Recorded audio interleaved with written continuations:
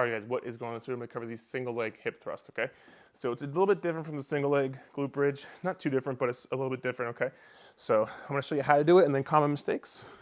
So what you wanna do is put your mid to upper back on, a bench or a couch or anything that's comfortable, okay? So put your upper back on there. From there, right now, what I want you to do is squeeze both sides of your butt, okay? So both sides of your butt should be squeezed and your core should be nice and braced, okay? So no sagging and no overarching.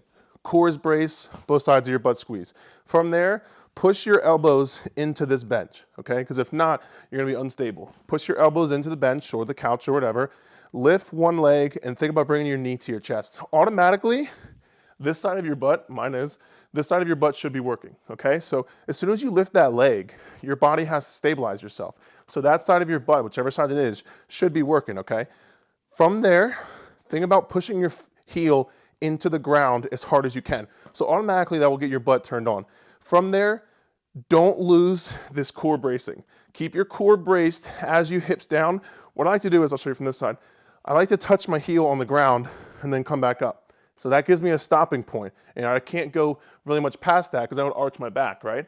So toes up, put that heel on the ground. When you go down, come up, squeeze your butt. So down, come up, squeeze your butt. This should have your butt on fire, okay? So I'll show you from this side. Again, your butt's squeezed right now, so you're at the top of the movement. Down, push back up through your heels, okay? All this movement is coming through your hip and your glutes, okay? You should be feeling your glutes working. And as you can see, I even lifted my toe, but push that heel into the ground, especially when you come up. Accentuate that come up, but don't overarch, right? Take a video of yourself. Make sure you stay in that one straight line. As you can see right here, I'm trying to stay in that straight line. The whole time, your butt should be being squeezed, being worked. There should never be any tension loss, because when you lose tension, you drop your hips. Keep that tension on your glutes so you can the whole time.